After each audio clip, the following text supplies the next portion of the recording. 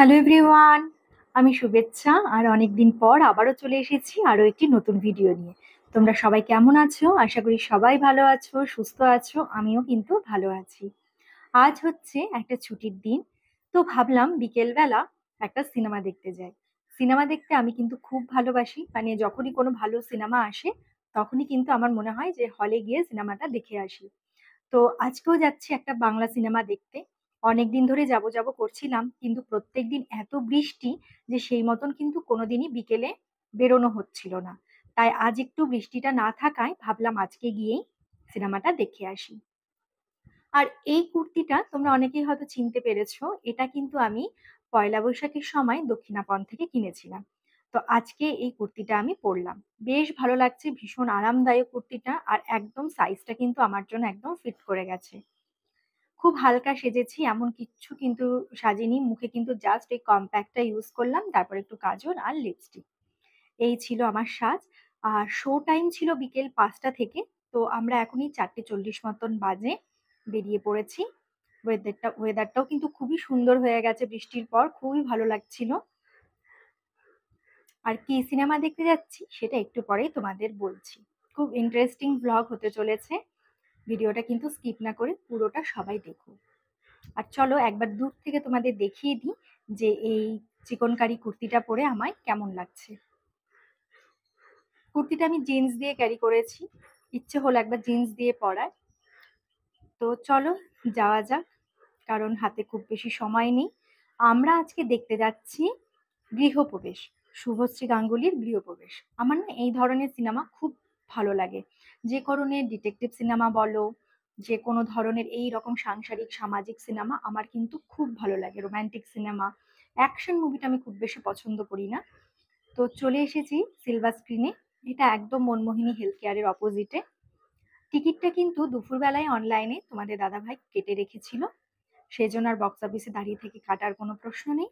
একদম গাড়ি পার্কিং করে সোজা আমরা চলে যাব ভেতরে। ঘড়িতে এখন প্রায় ওই 5টা মতন বেজে গেছে। সিনেমা দেখে কিন্তু আজকে যাব একটু তানিশকে। কি কিনতে যাব সেটা কিন্তু সাথে থাকতে হবে, তাহলেই তোমরা জানতে পারবে। তো চলো এবার ভেতরে যাওয়া যাক। আর ঠিক সিনেমা হলের ভেতরেই কিন্তু খুব সুন্দর করে এই জগন্নাথ বলরাম সুভদ্রার ফটোগুলো লাগানো ছিল, খুব সুন্দর লাগছিল জায়গাটা দেখতে।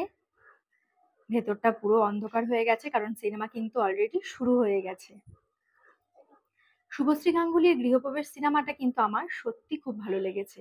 বলতে গেলে শুভশ্রী কিন্তু এখন একের পর এক দারুণ সিনেমা কিন্তু আমাদের উপহার দিচ্ছে। এখন ইন্টারভেল, আর ইন্টারভেল মানেই পপকর্ন খেতেই হবে। সেই জন্য দাদাও চলে গেল একটা পপকর্ন আনতে। আর খুব বেশি ভিড় সেদিন ছিল না, কারণ সিনেমাটা কিন্তু অনেকদিন আগেই রিলিজ হয়েছে, আর আমরা কিন্তু অনেকটা পরেই সিনেমাটা দেখতে গেছি, বেশ কিছুদিন পর। আমার তো খুব ভালো লেগেছে, তোমাদেরও বলবো যে একবার পারলে গৃহপ্রবেশ দেখো, আর কারা কারা দেখেছো সেটা কিন্তু একবার আমাকে কমেন্টে জানিও। সিনেমা দেখা কমপ্লিট। আর এই নিয়ে তানকে আমি কিন্তু 3-4টে সিনেমা একসাথে নিয়েই দেখেছি, কারণ তোমরা সবাই জানো ওকে রাখার কোনো জায়গা আমার নেই। তাই আমাদের সাথেই ও সবসময় থাকে, সব জায়গাতেই ওকে নিয়ে যায়। কোনোদিন আমাকে সিনেমা দেখতে গিয়ে কিন্তু কোনো একটা বিন্দু বিরক্ত করেনি, বরং ও আমাদের সাথে বসে ফুল মুভিটা এনজয় করে। প্রত্যেকের অভিনয় খুব ভালো ছিল, বিশেষ করে শুভশ্রী, যার জন্য সিনেমাটা দেখতে আসা। খুব ভালো লাগলো সিনেমা দেখে।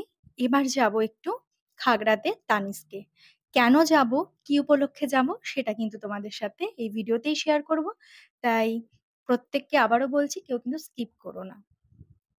একটা বিশেষ দিন উপলক্ষে একটা জিনিস নিতে যাওয়ার আছে, মানে শুনেছি নাকি এখন তানিস্কে গোল্ড এক্সচেঞ্জের ওপর একটা অফার চলছে, তার সাথে ডায়মন্ডেও কিছু অফার চলছে। সেজন্য ভাবলাম যে মুভি তো 7:30টার সময় শেষ হয়ে গেছে, তো একবার তানিস্ক থেকে ঘুরেই আসি। আসলে অনেকদিন থেকে একটা জিনিস নেব নেব করছিলাম, তাই ভাবলাম পুরনো সোনা দিয়ে যে এক্সচেঞ্জ অফারটা এখন তানিস্ক দিচ্ছে সেটা কিন্তু বেশ ভালো একটা অফার। তো ভাবলাম একটা জিনিস নেওয়াই যেতে পারে। একটা ফিঙ্গার রিং নেওয়ার ইচ্ছে ছিল, সেটাই নিতে গিয়েছিলাম।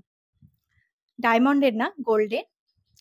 কিন্তু সেখানে গিয়ে আমি যখন জিনিসগুলো দেখছিলাম, তারা আমাকে শুরুর থেকেই বারবার বলছিল একবার তাদের ডায়মন্ডের কালেকশনগুলোও দেখার জন্য।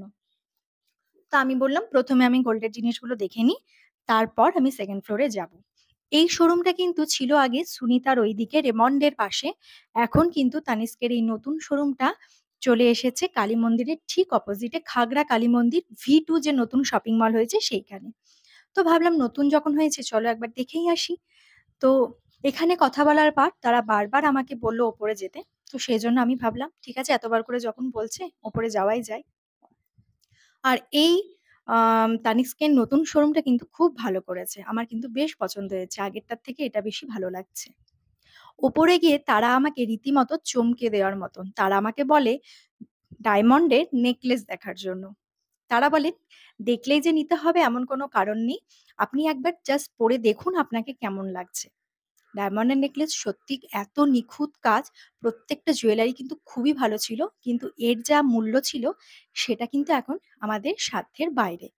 কিন্তু যেহেতু তারা বলল যে আপনি দেখতেই পারেন, নেওয়ার কোনো নিতেই হবে এমন কোনো কারণ নেই। সেজন্য আমি বেশ কটা নেকলেস পরে দেখছিলাম আর তোমাদের দাদাকে বলছিলাম যে, "আমার ২৫ বছর অ্যানিভার্সারিতে কিন্তু তুমি আমাকে একটা ডায়মন্ডের নেকলেস গিফট করো।" এই মুহূর্তে হয়তো আমাদের এটা সত্যি সাধ্যের বাইরে। তো যাই হোক, সেই সুবাদে তোমাদের সঙ্গেও একটু আমি ফটো ভিডিও ক্যাপচার করলাম। কিন্তু যে উপলক্ষে গিয়েছিলাম সেটা এই মুহূর্তে ওনাদের কাছে অ্যাভেলেবল ছিল না। পরের ভিডিওতে আমি তোমাদেরকে ডেফিনিটলি দেখাবো যে আমি কি কিনেছি। তো ভিডিওটা আজ এই পর্যন্তই। যদি তোমাদের ভালো লাগে অবশ্যই তোমরা একটা লাইক, কমেন্ট করে পাশে থেকো। দেখা হবে খুব তাড়াতাড়ি নতুন কোনো ভিডিওতে। সবাই ভালো থেকো। টাটা।